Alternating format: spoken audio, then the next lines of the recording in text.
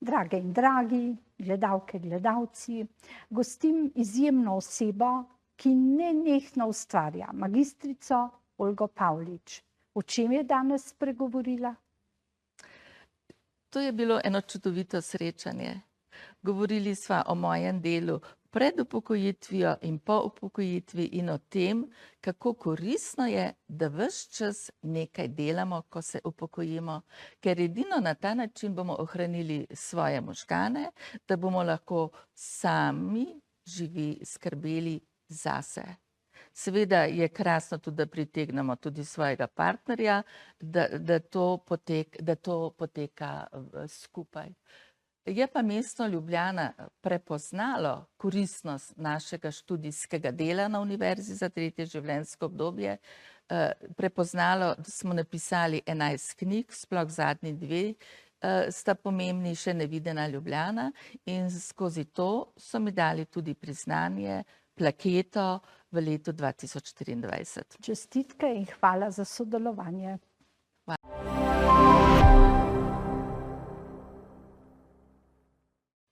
Spoštovane gledalke, cenjeni gledalci TV Ljubljana.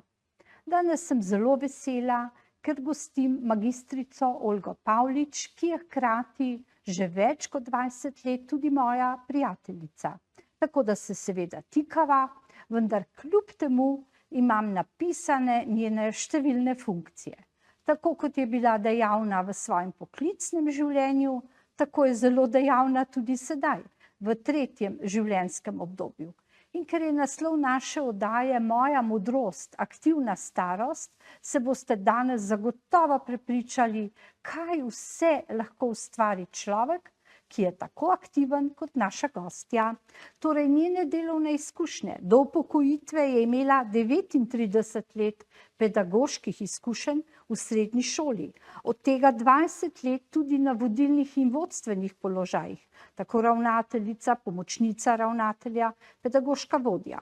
V obdobju 98 je ob delu na gimnaziji Šiška 6 let preučevala likovno umetnost in jo poučevala v mednarodni šoli Gimnazija Bežigrad. V obdobju 98 do 2008 je ob delu 10 let predavala kot habilitirana učiteljica za predmet didaktika umetnostne zgodovine na oddelku za umetnostno zgodovino na Filozofski fakulteti Univerze v Ljubljani. Kaj pa sedaj? Upokojenka, prostovoljka, predavateljica za odrasle, soorganizatorica kulturnih dogodkov.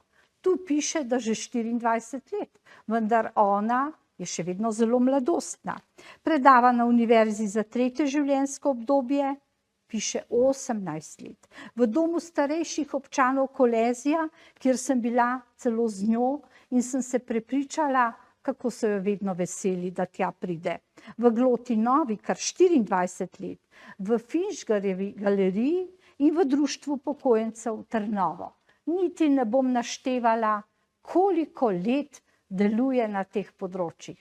Človek bi rekel, da se je kar klonirala, čeprav kloniranje še ni možno. Draga Olga, če bi lahko izbrala, katero obdobje je bilo zate najlepše, kateri dosežek morda tisti, ki te je zaznamoval in se ga najraje spominjaš? Težko bi se odločila, kaj mi je bilo najljubše, ker vse to, kar si sedaj naštevala, mi je bilo nekje položeno v zibelko. Umetnost in šport. In potem sem se po teh 2 linijah razvijala skozi otroštvo, skozi gimnazijo, potem na fakulteti in v času, ko sem bila v delovnem razmerju. Tako mi je uspelo za športnike, naše slovenske športnike, pridobiti šolski prostor kot gimnazijo v Šiški na bivši železničarski šoli. In tam sem potem se srečala z izzivom, kako za umetnost pridobiti učence. In skupaj z njimi sem potem razvijala različne metode poučevanja, zlasti tiste, ki so vezane na nevrolingvistično programiranje, razvila svoj model poučevanja globalno učenje in dosegala dobre rezultate.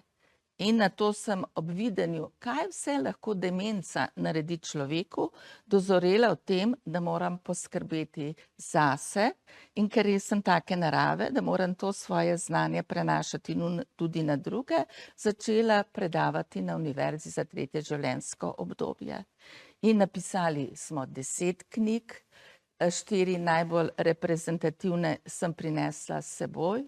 12-krat smo nastopili na dnevih evropske kulturne dediščine in moram reči, da vsak dogodek mi je bil eno veliko veselje.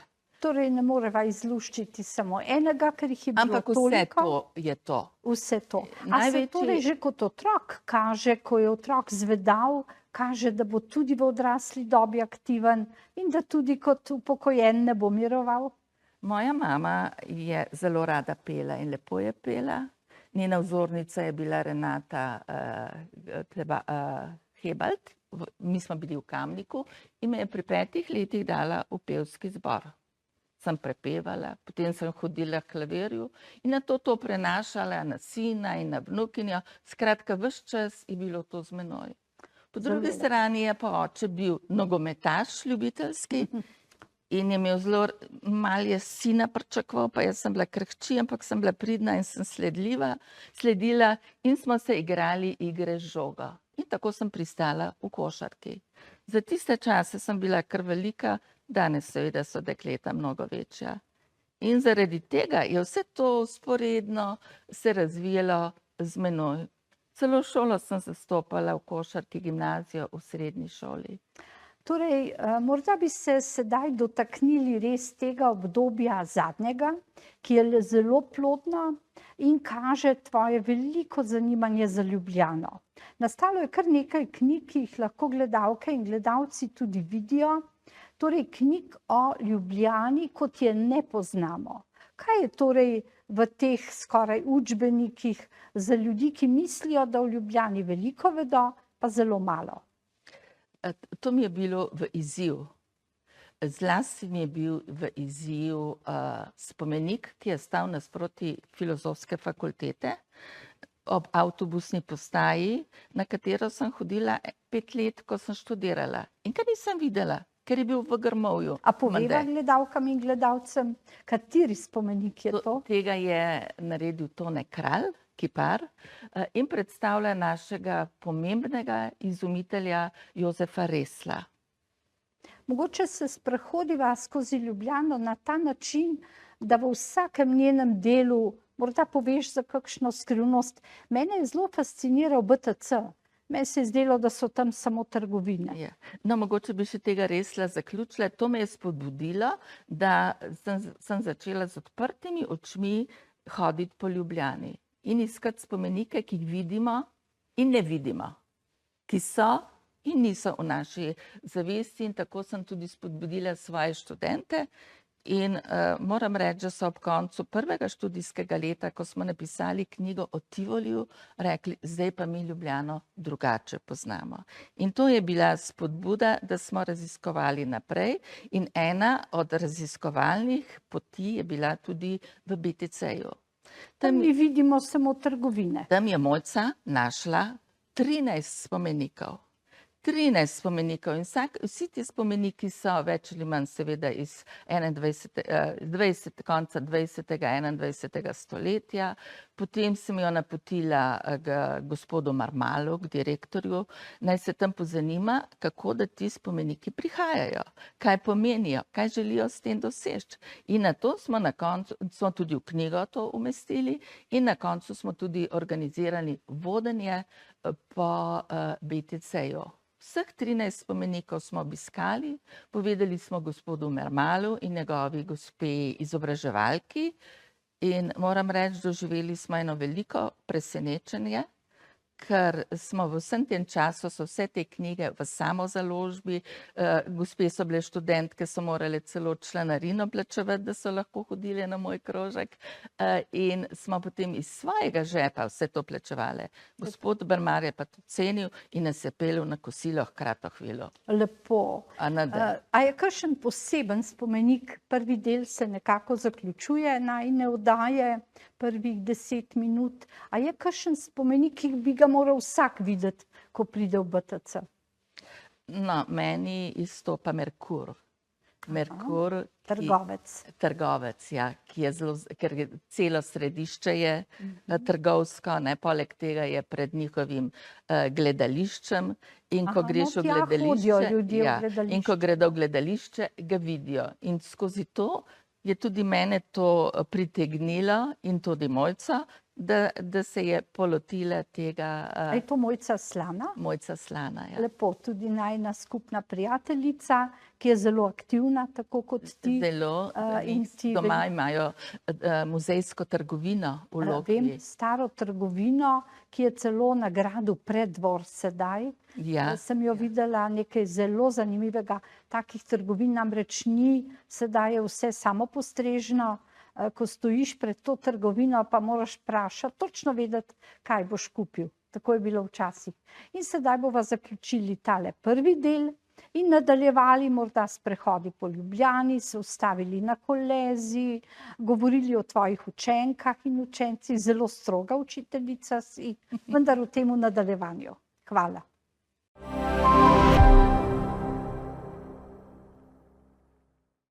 Lepo pozdravljene in pozdravljeni. Še vedno je moja gostja magistrica Olga Pavlič, umetnostna zgodovinarka in zgodovinarka. Ima kar 2 poklica, 2 študija je obiskovala, veliko ve o zgodovini, vendar v tem 3. življenjskem obdobju opazuje starejše. Pravijo, da je modrost tista, ki prihaja z leti.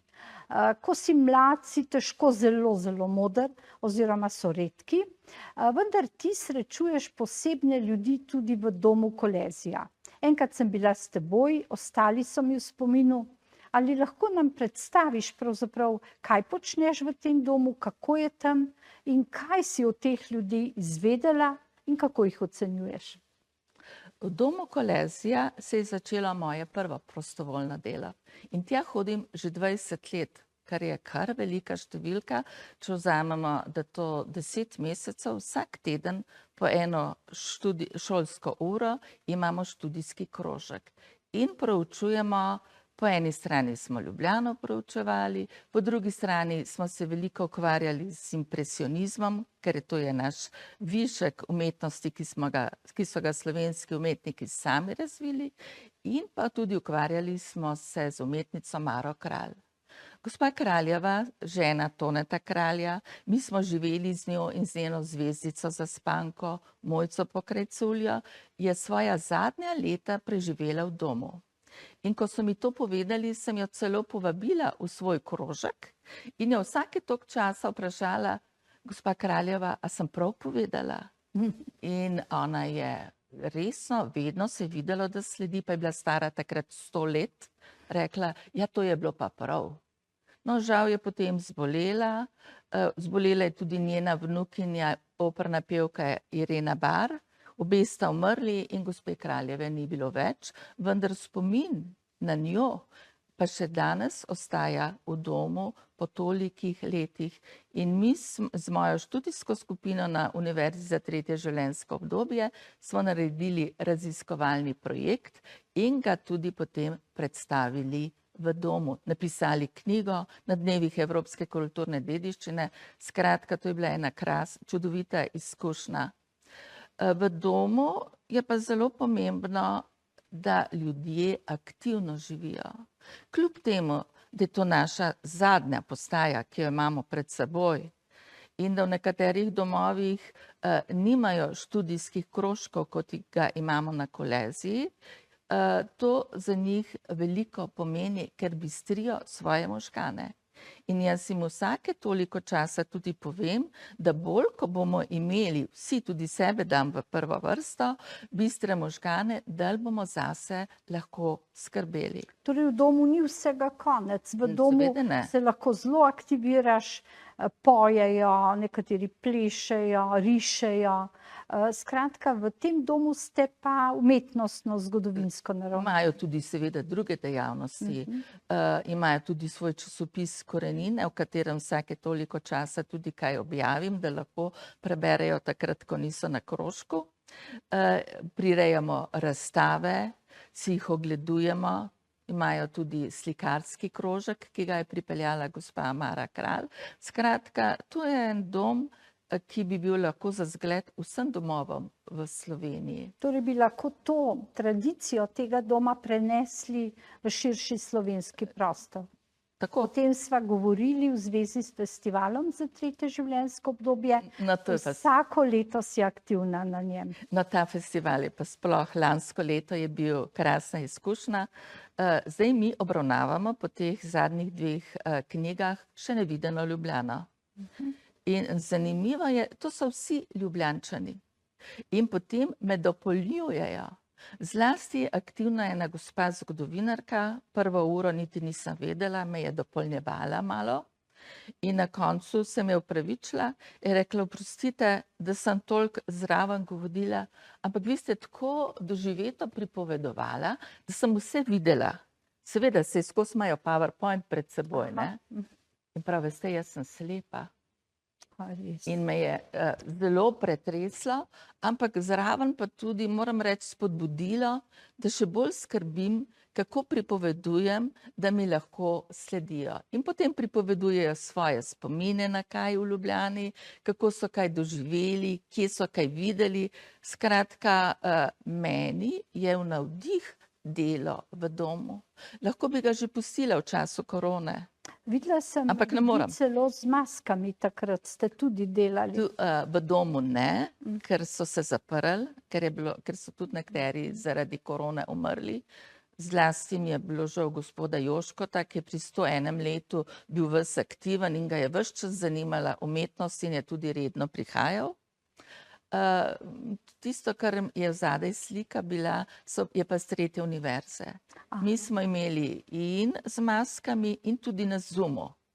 Tako da to sem se Ampak morala Zoom je naučiti. malo drugačen, ker Ja. se ne vidimo, ne? Ker mi po mojem globalnem učenju imamo aktivno delo. In nihče nima časa zaspati. Torej tudi demenca nekako počiva oziroma jo odganjamo, če smo aktivni. Doktor Pirtošek je na enem izmed svojih predavanj rekel, da si moramo dan osmisliti. Torej, ko vstanemo, da ne rečemo, danes bom dan prespal, ampak imam pred seboj to nalogo, drugo nalogo, grem v trgovino, koga obiščem, čuvam vnuke. Skratka, dan mora imeti neke cilje. Tako kot smo prej bili aktivni, je prav, da smo tudi v tretjem življenjskem obdobju in ti ravno to dokazuješ. Kaj pa dom Trnovo? To je še en dom. A lahko še za kolezijo Ja, povem, da absolutno. sem navdušila enega gospoda, ki ga je pri 63 letih zadela kap, pa se je postavil kar dobro pokonci, je na vozičku in mi pripoveduje nekih 5 let nazaj, kako veliko sta z ženo potovala, koliko diapozitivov ima in tako dalje. In potem sem mu rekla, piše se tako kot jaz, samo da jaz imam U v priimku, on ima pa V, pa sem rekla, gospod Andrej, naredite predavanje. In od takrat naprej on 1 ali 2 predavanji naredi na leto, tudi mene povabi, iz domski hodijo, skratka, bili oba sva uspešna. Lepo. To me zelo to je veseli. še vedno dom Kolezija. In potem smo lansko leto šli na festival za tretje življenjsko obdobje. Malo so imeli zadrege, sem rekla, bomo naredili učno uro o spomenikih v parku Zvezda in na Kongresnem trgu. Smo imeli generalko, ko v gledališču, pripravila sem jim gradivo, morali so prebrati, potem pa na pamet kaj povedati. To se pravi, že doma so se pripravljali. Ja, seveda, malo smo imeli igro, ne, ko gledališče smo bili. In potem so oni nastopali na festivalu, tebi smo hvaležni, si nas prišla pozdraviti, nas spodbujati. In kakšne pol leta so se o tem pogovarjali v domu, kaj so doživeli. To je bila kot ena taka energijska injekcija, ki so jo dobili. Jaz sem napisala v njihove korenine tudi članek o tem, tako da lahko malo obujajo še v nadaljevanju spomine, kdor bere. Ja, festival za tretje življenjsko obdobje je res neki izziv. Pride okoli 15 000 ljudi si ga ogledati in vsak zagotovo najde nekaj zase. nastopa več tisoč ljudi. Zelo smo ponosni, da je v Cankarjevem domu, kajti vsak se rad tudi pohvali, da je tam nastopal. Veliko je kulturnih dogodkov, izobraževalnih, okroglih miz, tako da tudi letos bliža se, torej konec septembra, zadnji dan se začne in se potegne še 2 dni v oktober, ko je tudi Mednarodni dan starejših, torej 1. oktober. In vedno sem vesela, ker ravno na tem festivalu vidiš tako modrost, toliko aktivnih ljudi. Najin drugi del se sedaj zaključuje, vendar napovedujeva še eno zelo zanimivo temo, ki je meni ni tako blizu, a vendar te občudujem, to je simbolika rož, cvetja. Ne morem verjeti, da nekdo pozna toliko cvetic, da se s tem ukvarja, da raziskuje vrtnice. Meni se zdijo skoraj vse podobne in enake, ti pa imaš o tem zelo veliko znanja. Tako da vabim tudi v 3. del oddaje pogovora z magistrico Olgo Pavlič.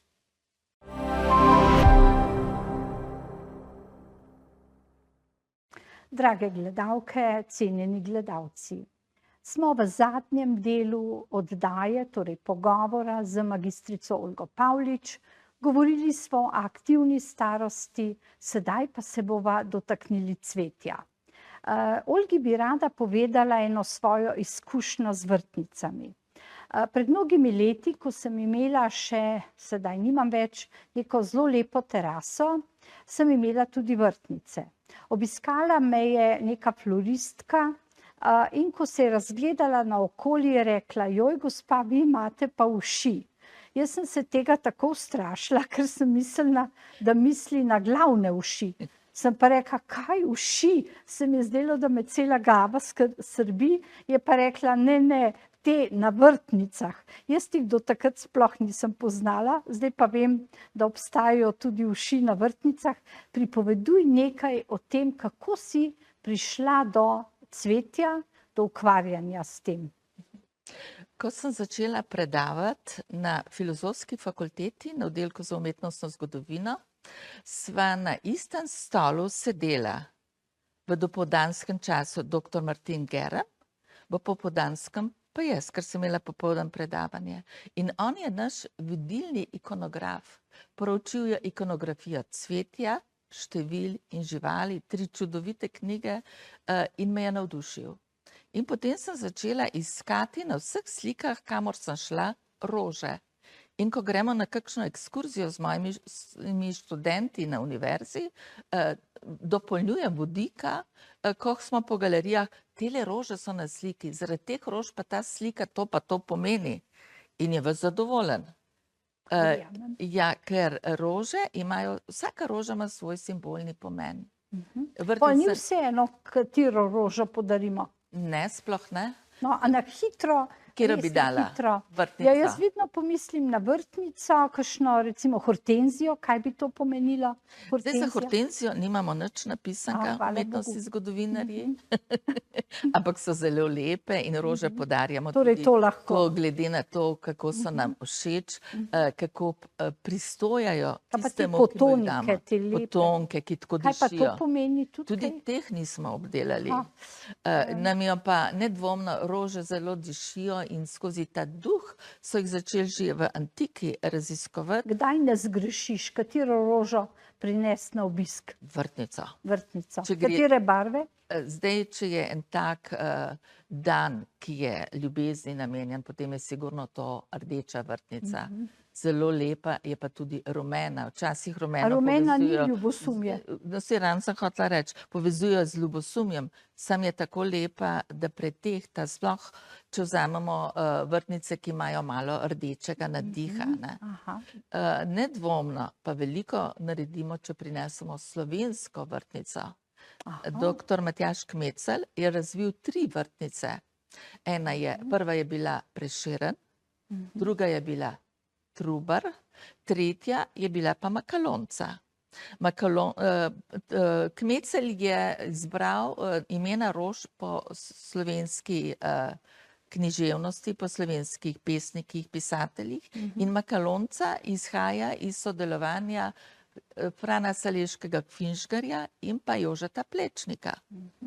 Bila sta soseda in je Finžgar pripovedoval Plečniku, kako je na Plaši vse sorte pravljice slišal, med njimi je bila tudi o kraljični Makalonci.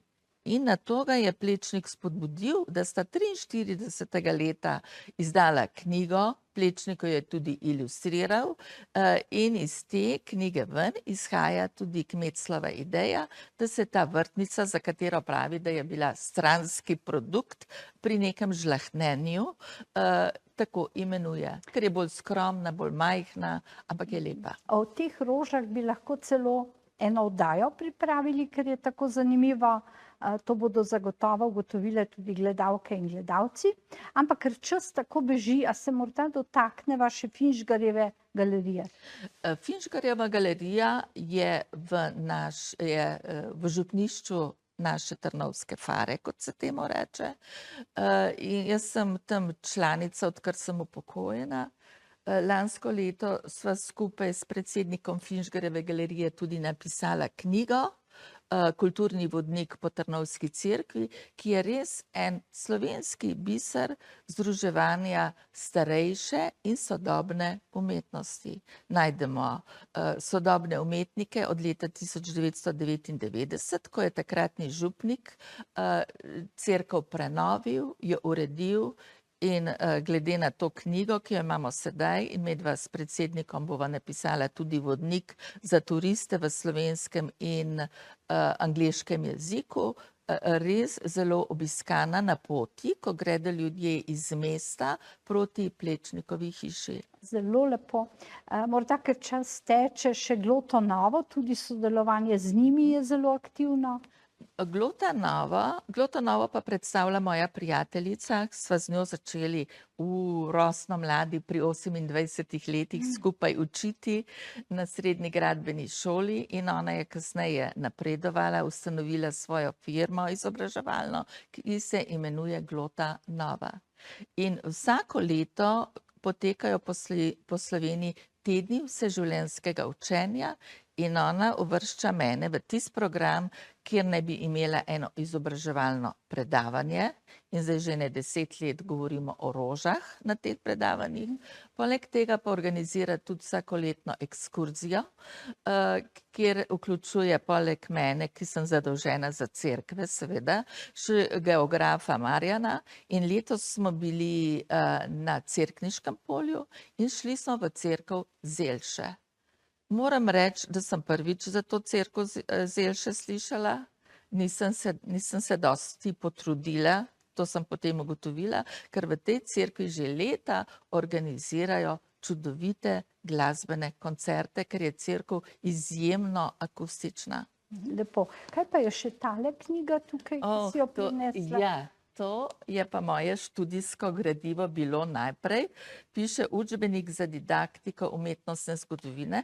Ko sem bila ravnateljica na srednji železniški šoli in potem tudi na srednji gimnaziji Šiška, so mladi učitelji rabili podporo, ker jim fakulteta ni dala zadosti pedagoških znanj. In sem najprej za njih naredila ena skripta, da so jim bila v pomoč. Potem, ko sem šla na fakulteto, sem to naredila za študente in ker sem morala vsako leto dati soglasje, da dovolim, da moja naslednica uporablja mojo skripto, sem rekla, kaj če bi mi iz tega naredili učbenik. In ta učbenik, poglej, leta 2003 je izdan bil, jaz sem že morje časa bila do takrat upokojena, ampak znanja so še vedno bila, aktivno sem jih uporabljala pri svojih dejavnostih, tako da sem pritegnila še svojo naslednico, dr. Marjano Dolšina Delač in našo vodilno dr. Natašo Golob na področju umetnostne zgodovine in oni dve sta naredili en del, moj je bil pa več ali manj glavni iz izkušenj, ki sem jih pridobila pri delu s študenti in pri delu ker ti študentje se morajo naučiti učiti srednješolce, ki sem jih pridobila pri delu s srednješolci. Vidim, da imaš še veliko idej, veliko knjig boš še najbrž napisala. Vzpodbudila si zagotovo mnoge, da se bodo odločili in bodo v starosti, v 3. življenjskem obdobju aktivni. Kajti zagotovo je to čas, morda bi zaključili oddajo s tem, ko najdeš tisto, kar je bilo skrito, za kar nisi imel časa, za kar pravzaprav nisi imel niti morda možnosti, za vsakogar se nekaj najde. Tako da zaključiva z eno lepo mislijo o aktivni starosti, Olga.